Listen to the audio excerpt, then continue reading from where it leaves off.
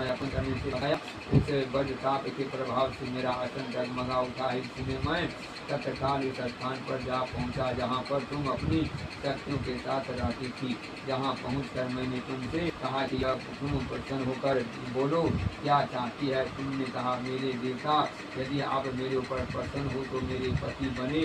और अर्थात कहकर कैलाश पर्वत पर वापस आने पर तुमने यह प्रतिमा नहीं प्रभावित होकर दी है और उसने सखियों के साथ महाव्रत का पालन किया।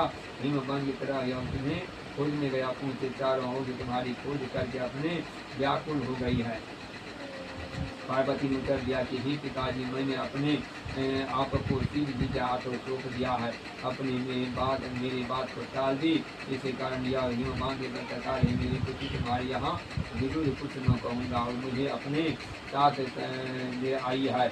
और इस प्रकार की विधि बताइए, इसका क्या पुण्य है और फल क्या है। और शिव जी पार्वती से कहते हैं कि हे देवी, मैंने समस्त स्त्री जाति की भलाई के लिए उत्तम व्रत कहूँगा, अपने सौभाग्य की रक्षा के लिए चाहती है। और रत्न पूर्वक इस व्रत को केले के खंभे आदि से सुमित करे और सुंदर रंग बिरंगे कपड़ों से चंद्रोग्रा बनाकर चंदन आदि सुगंध से मंडप बनाए और सीधा और मेरी मृदंग आदि बजाएं। लोग एकत्रित होकर तरह तरह के मंगलचार करने लगे और मंडप पार्वती शिव जी का नहीं प्रतिमा बाप रोज दिन भर वास करे और सुगंधित पुष्प चंदन से मनोहर धूप नाना प्रकार नृत्य धरते हैं और उसमें 7 जन्म तक सौभाग्य प्राप्त होता है। जो स्त्री तृतीया तिथि का व्रत न कर अन्न भक्षण करती हैं तो वो 7 जन्म तक बंजा रहती है और उसको विधवा होना पड़ता है।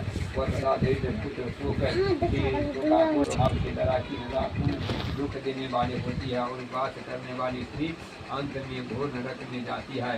और मांसाहार करने वाली बाधनी, दही खाने वाली स्त्री और मिठाई खाने वाली तिथि और फिर खाने वाली चीज, ये अन्न खाने वाली टुकड़ी और फल खाने वाली मंजरियाँ, पानी पीने वाली झोंक, दूध पीने वाली सापड़ी, रोज सोने से अंदरी हो और पति को धोखा देने से मुर्गी होती। इसलिए सभी स्त्रियाँ व्रत अवश्य करें।